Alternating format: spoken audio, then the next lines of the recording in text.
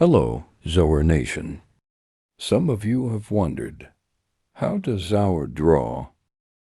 Today is the day you will get an answer, starting from step 1. The sketch! Some examples include: I will go through the sketching process in this video. You must have IBIS Paint downloaded on your device. Here is the sketching brush that I use. You don't have to use that brush, but you can if you want to. To start off, I find my inspiration from Pinterest. The palettes I use are also from Pinterest 45% of the time. A lot of the references I use are full body. This section is sped up because it took too long. Found a cool palette to USE. This is important for later in the artwork. Here is the pose I will use for the OC. I use 4K canvases because they give better quality to the work. Some devices can't run 4K, so proceed with caution. New background song. You will need to have a reference window open. In this section, I'm clearing out references from my previous piece. Unless you already had a reference window open, you won't need to clear the window. Enable reference window in the settings of the canvas. Add references, the palette and pose.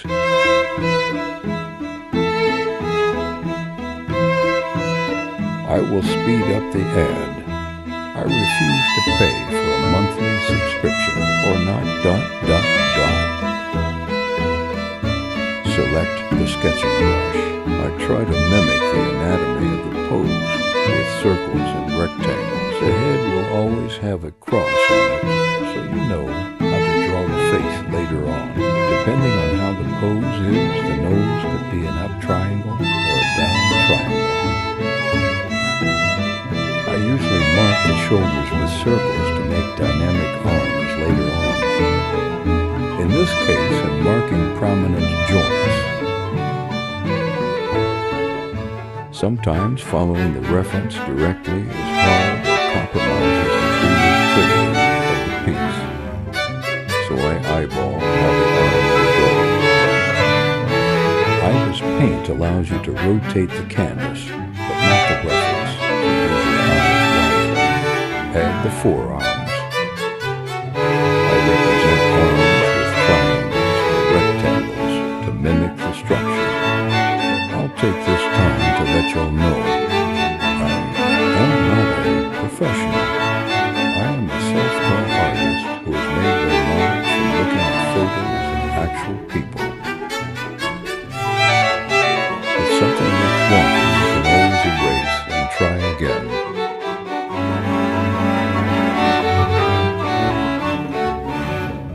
Torso time. Once again, circles lay the blueprints.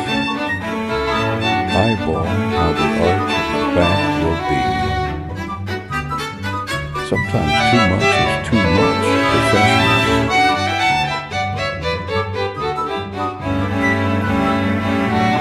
I use the translate scales to resize the upper torso when needed. The translate tool can be used with the lasso tool and magic wand. I use Crackle to mark prominent joints in the legs. Drawing the thighs can be simplified into drawing rectangles, unless you want to exaggerate them. Quiet time. The same layout factors for the thighs apply for the quads. I don't follow the reference here because it would look odd. The pose I give to the legs promotes a relaxed vibe.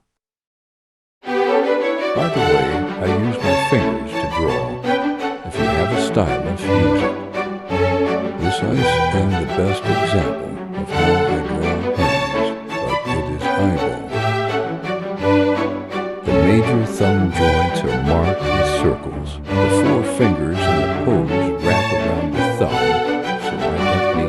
sketch them out individually. It kind of mimics a violin or viola left-hand position, but the thumb doesn't. Editing Zower here. The thumb looks wonky. I will change it later on. Erase when needed.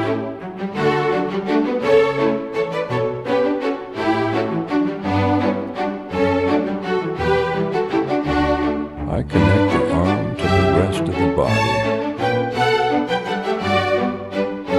You should have shoulders prominently marked on your sketch.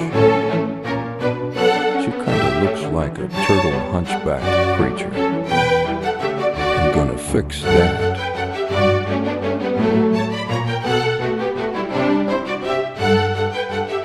It looked quite wonky, so I redraw the torso from square shapes.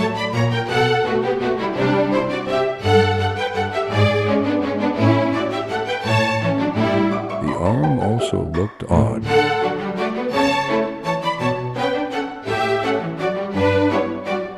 Reminder that sketches can be changed at any time, so feel free to change your sketch if you wanted to.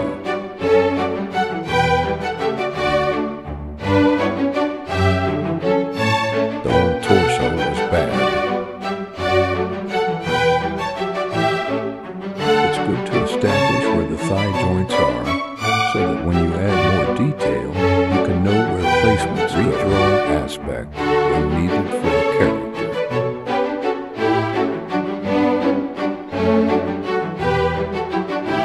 End of the base sketch.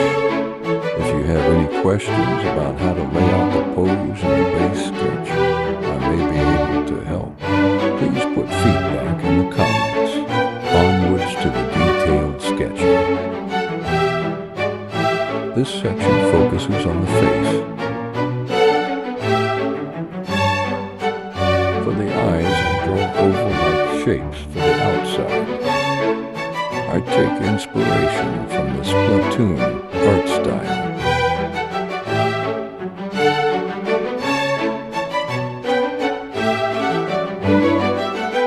We have a slightly upturned eye shape for this, pose C. Within the oval is where the actual eye is.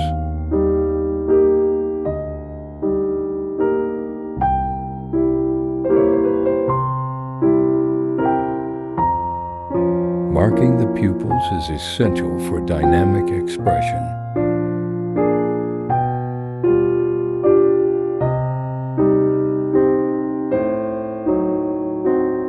She has this cheeky grin that exudes playfulness in the piece. The bottom lip is a signature aspect of my art style. The dreaded other eye approaches. You will repeat the process of drawing an oval, then mark your pupils.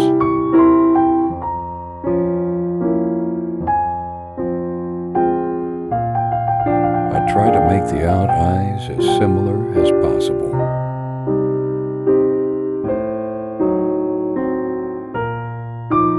I didn't like how the nose looked in this part, so I redid it.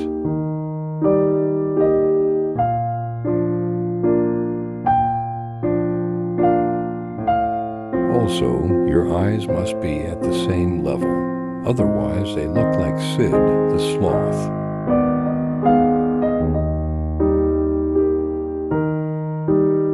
Cutie patootie eyebrow time.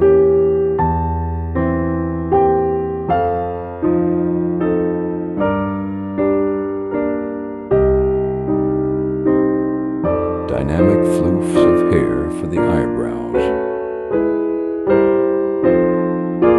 Since I'm drawing a showgirl, she wears a leotard. I cover the assets with triangle sections of the leotard.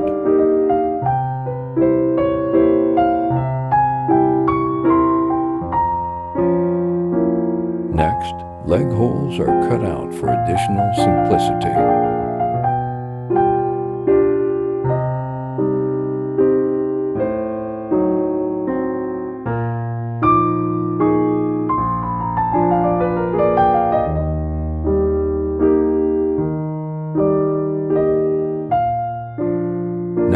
for the leotard because I want to cover her collarbone and shoulders.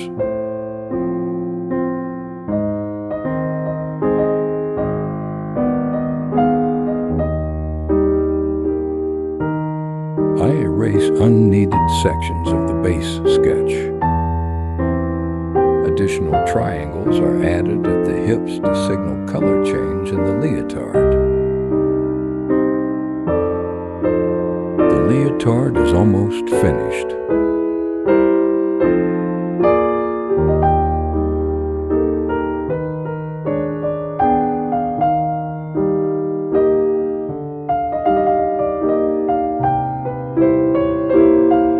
Sometimes you find that adjusting the sketch or canvas allows for better use the Translate tool to move the sketch over.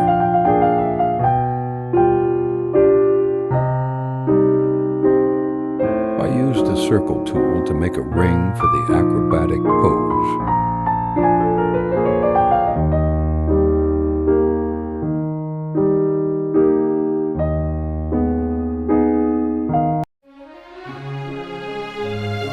I erase the sections of the ring that overlap with the base sketch. I add the rope for the hoop.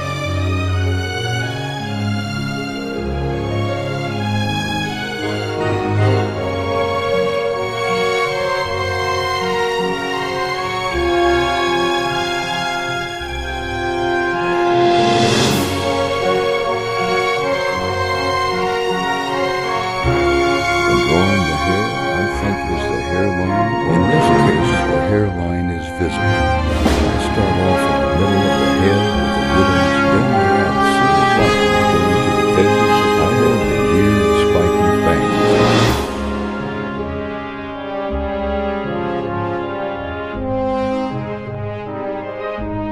Then I add the other bang section. I draw sections of the hair again. Maybe a pigtail, the lower hair, like maybe shoulder's length or something. Added weird sideburns things and flared bands detailing. You can always remove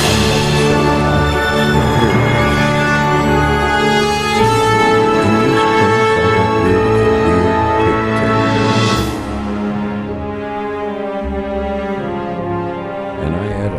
Pigtail instead of the high pony.